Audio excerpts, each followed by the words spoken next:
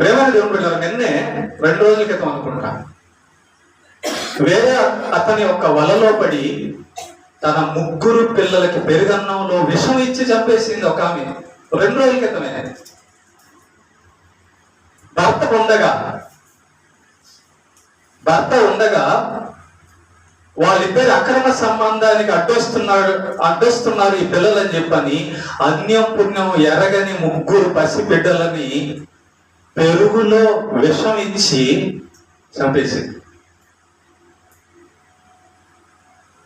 ఉచ్చులండి ఇవన్నీ కూడా. ఏ ఉచ్చు? అక్రమ సంబంధం అనే ఉచ్చు, శరీర మోహం అనే ఉచ్చు, తాగుబోతు అనే ఉచ్చు, స్వార్థం అనే ఉచ్చు, భక్తిహీనత అనే ఉచ్చు. ఇవన్నీ మీకు ఇవన్నీ తెలియాలంటే బైబిల్లో దేవుని ఆత్మతో కలవాలి. వాక్యం మనకు అర్థం కావాలి. అందుకే నేను ఇందాక అన్నాను, దేవునితో మనకి సంబంధం ఏర్పడితే కానీ, దేవుడితో మనం స్నేహం చేస్తేనే కానీ ఆ బయట ఉన్న ఉచ్చులన్నీ మీకు కనబడవు. తాగుబోతుడికి అది రుచిగా కనబడుతుందా? ఆహా, కనబడదు. వ్యభిచారికి అది రుచిగా కనబడుతుందా? కనబడదు. దొంగకి అది రుచిగా కనబడుతుందా? కనబడదు. మోసగాళ్ళకి అది రుచిగా కనబడుతుందా? కనబడదు.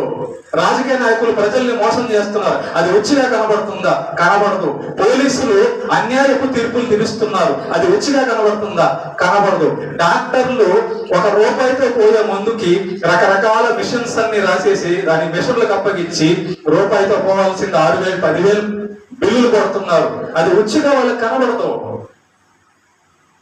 జడ్జీలు లంచం తీసుకొని అన్యాయపు తీర్పులు తీస్తున్నారు, అది వాళ్ళకి ఉచ్చుగా కనబడదు. ఇదంతా కూడా ఉచ్చులో పడిపోవడమే.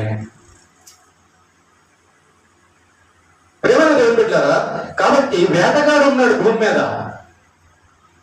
మనం వేటగాడి నుంచి తప్పించుకోవాలి. ఓకే, ఈ లోకంలో వేటగాడు ఉన్నాడు. వాడు ఎక్కడున్నాడు? ఎండిపోయిన చెట్టు మీద, సమాధుల్లో, తెల్ల చీర కట్టుకొని, ఎటుకులు ఏపుసుకొని అని మీకు చెప్పాడు.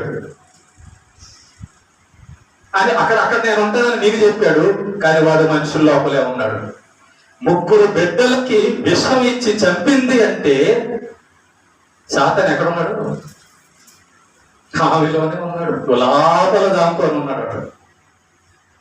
వాడు ఆ లోపల దాంకున్నాడు కాబట్టి కన్న బిడ్డలకి విషం ఇచ్చి చెప్పింది ఆమె.